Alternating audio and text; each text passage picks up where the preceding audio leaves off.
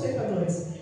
Porque eu fui contra o próprio Deus e não andei conforme a sua palavra. Incredulidade.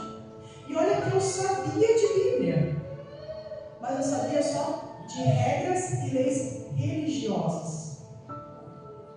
E isso não transforma a vida. Mas que bom que Deus não olha para essa pessoa falha, mas sim Jesus olha para essa pessoa que Ele quer presentear com uma nova vida. Para esse final de semana, quem já quiser ir abrindo, é de 1 Timóteo, capítulo 1. Timóteo era um dos discípulos de Paulo, né? E era um jovem. E aí eu sempre fico pensando, já falei no começo do culto, né? Quando foi a última vez que você compartilhou o que Deus fez na tua vida? Com quem você compartilhou o que você compartilhou? E isso faz parte da gente ser igreja, tá? Ser cristão. Não digo que tem que fazer uma pregação igual a pastora, né? Às vezes simplesmente um abraço. Olha, você não está sozinho. Deus tem estado comigo, eu tenho certeza que Ele vai estar com você.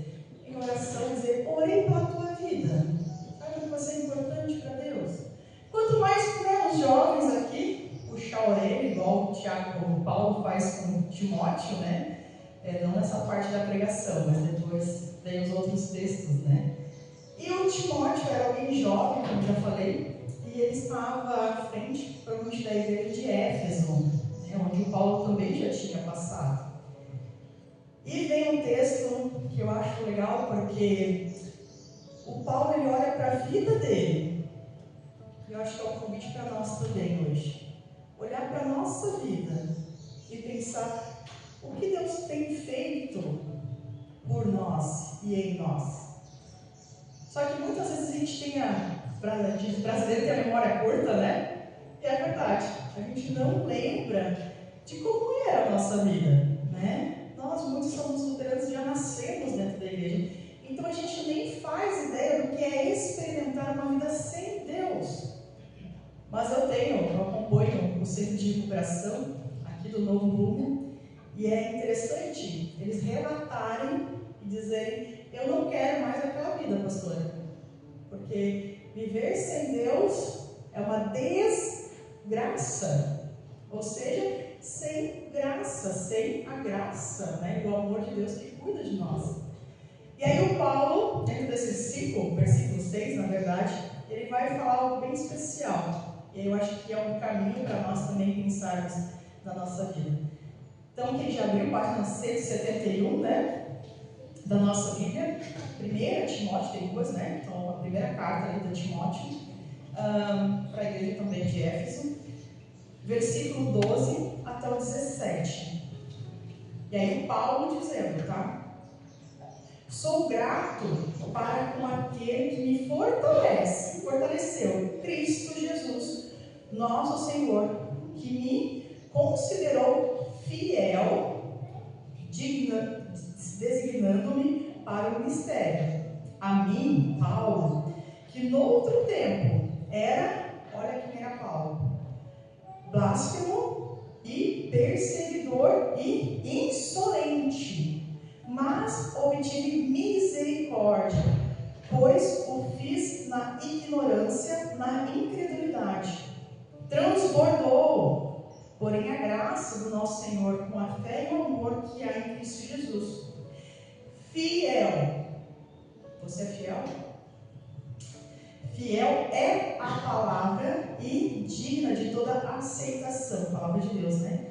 Que em Cristo Jesus veio ao mundo para salvar os pecadores, dos quais eu sou o principal. Mas, por esta mesma razão, me foi concedida misericórdia, para que em mim o principal evidenciasse Jesus Cristo e a sua completa longanimidade, e servisse eu de modelo, e quantos hão de crer nele para a vida eterna. Assim, o Rei eterno, imortal, invisível, Deus único, a honra e a glória pelos séculos dos séculos. Amém. O Paulo, eu acho muito legal a gente olhar um pouquinho os relatos dele, né? Ele foi a pessoa que mais escreveu a Bíblia, né? Se a gente vai pegar as cartas de Paulo, E os outros livros vai dizer, Paulo é a pessoa que mais escreveu. E olha que ele não tinha tempo para isso. Porque ele andou muito na época dele, ao ponto de ter sido perseguido e morto. Essa parte eu acho que você já conhece.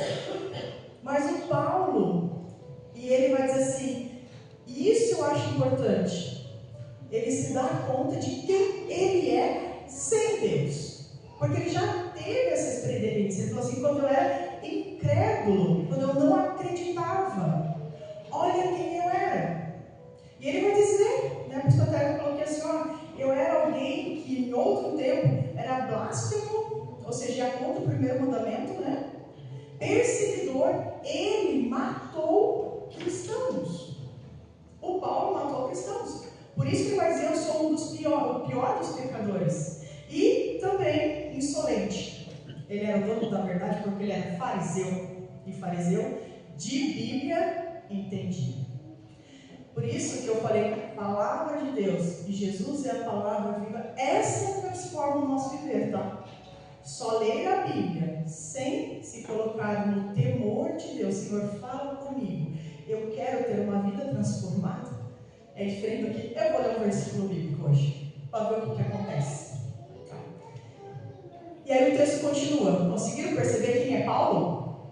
Então, o pior dos pecadores. Nós estamos um pouquinho melhor que ele, né? A gente ainda tem umas coisas legais que acontecem. A gente é fiel, a gente está aqui no culto, por exemplo, né? E detalhe, tá? O que eu falei esses dias para os confirmandos. Para Deus não existe pecadinho e pecadão. Isso tem a ver com as nossas leis humanas. Por quê? Qual é o quinto mandamento mesmo? E aí? Cadê meus confirmandos? Até se escondeu, você tem um hoje. Né? Não matarás. Não mate. E qual que é o oitavo mandamento? E aí? Também não? Vamos voltar para o ensino primatório todo mundo? Eu sei que eles esquecem, tá, gente? É que eu estou bem fresquinha porque eu tenho os confirmandos e eu fiz prova com eles, né? E assim, o oitavo mandamento, não fale mentira, né? Fofoca a respeito do próximo. Para Deus, a gente matar alguém ou fazer uma fofoca é o mesmo peso, está um do lado do outro.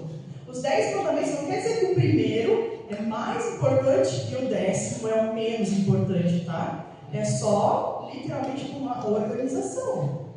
E aí, dentro do nosso mundo humano, lógico, aí sim, se alguém matar alguém, vai ter ser preso, vai ser, né, condenado, vai ter tantos anos de prisão. Se alguém falar uma fofoquinha de alguém, às vezes não dá em nada, né? Então assim, por isso que o Paulo vai dizer, eu sou o pior dos pecadores, porque eu fui contra o próprio Deus e não andei conforme a sua palavra, incredulidade.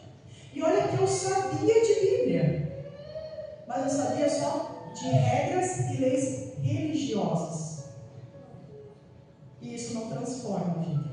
Mas que bom que Deus não olha para essa pessoa falha, mas sim Jesus olha para essa pessoa que Ele quer presentear com nova vida. Sentiram? Queria até me arrepiar agora aqui, porque a gente vai ter Santa Ceia depois. Na Santa Ceia nós podemos chegar diante de Deus e dizer, Senhor, o Senhor sabe quem eu sou, o Senhor conhece o meu coração.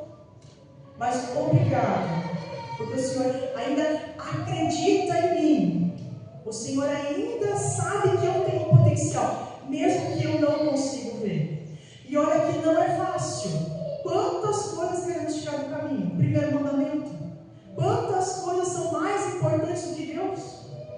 Meu, que dificuldade vir um domingo de manhã no culto. Terceiro mandamento.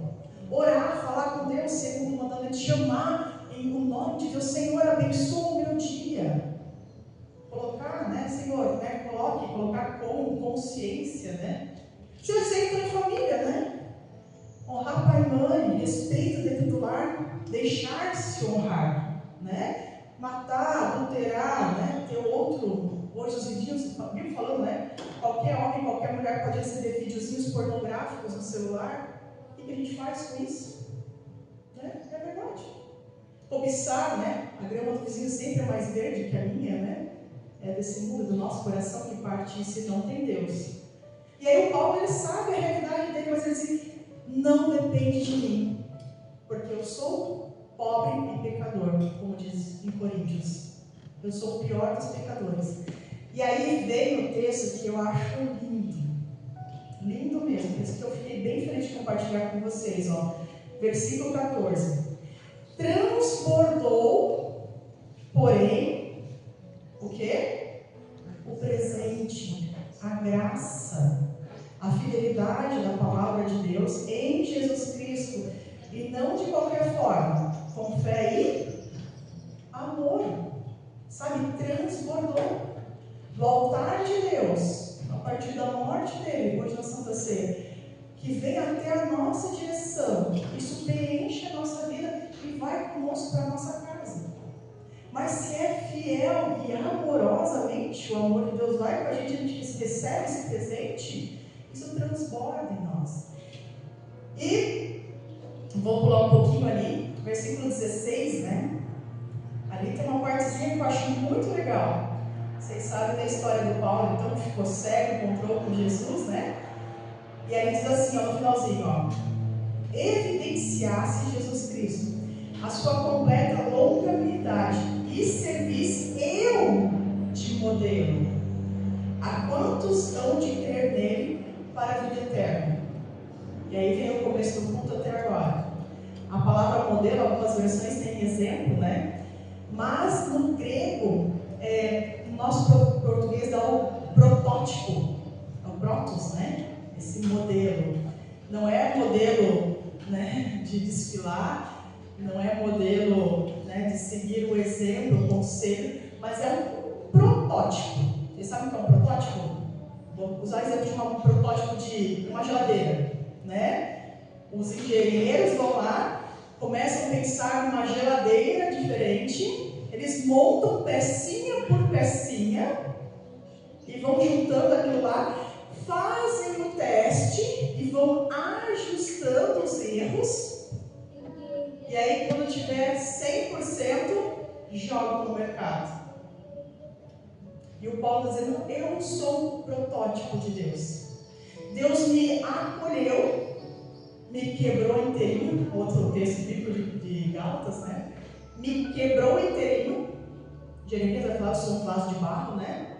E Jesus, a partir do amor dele, foi literalmente ajustando cada parte da minha vida, ou está ajustando cada parte da minha vida, para que agora eu possa chegar aqui e dizer para vocês, é assim que é o amor de Deus. E detalhe, ele fala com tanta convicção, que ele tem certeza, e isso é legal, que essa missão será bem sucedida. Sabe? Quando Deus começa a operar a obra, Ele vai tirar a peça quebrada, ou a peça que está faltando na nossa vida, e vai preencher.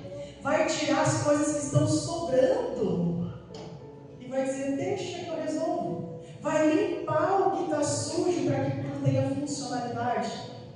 Entende? Esse é o nosso Deus. E a palavra de Deus é assim, isso é missão completa. Isso é uma missão que é bem sucedida. Porque não vem de mim, vem do próprio Deus. E aí ele vai dizer por quê? Porque Cristo veio ao mundo, ele veio salvar pecadores. Não só veio salvar, mas ele veio sabendo que sempre terão esses pecadores, mas que vão crer nele. E sim, que esses pecadores terão a vida eterna. Eu não sei como está a tua vida hoje. Eu não sei qual é a peça que está com defeito, né? Pensando de novo. Eu não sei qual é a funcionalidade que não está dando certo. Agora que eu vou pensar na geladeira de novo, né? Tem a porta, tem o motor, tem a porta balançando o pezinho, pode estar as grades enferrujadas. A nossa vida também é assim. Eu não sei se é a parte financeira, eu não sei se são os seus relacionamentos, eu não sei se é a sujeira atrás do motor, que são os nossos pecados que só nós sabemos. Eu não sei se Você não está conseguindo guardar o que deve guardar, se é a porta do teu coração que está meio enroscada. Eu não sei. Mas Deus sabe. E Ele quer te transformar, te dar uma nova vida. Só que você tem que reconhecer qual é o teu pecado. O que está te afastando desse amor. E aí, quando a gente tem isso, né, então os pecadores terão vida eterna, nós temos a alegria do último versículo. Por nós não vamos cantar glórias, porque o texto vai trazer glória a Deus, né? Uma doxologia. E aí o último versículo diz assim, ó: assim, ao Rei eterno e imortal, invisível, Deus único, a honra e a glória pelos séculos dos séculos. Esse é o nosso Deus, que não vive só hoje, que vive eternamente, que é imortal. Diferente dos deuses dos nossos dias, um trabalho, um carro, né, um pecadinho, um deslize aqui, invisível, né, só eu e Deus sabemos, né? A Ele seja a honra, a glória para todos sempre.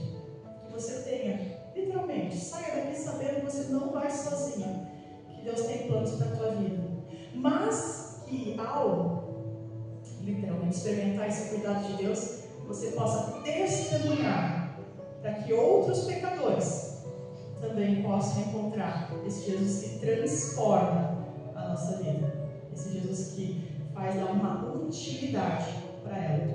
Que assim seja. Amém.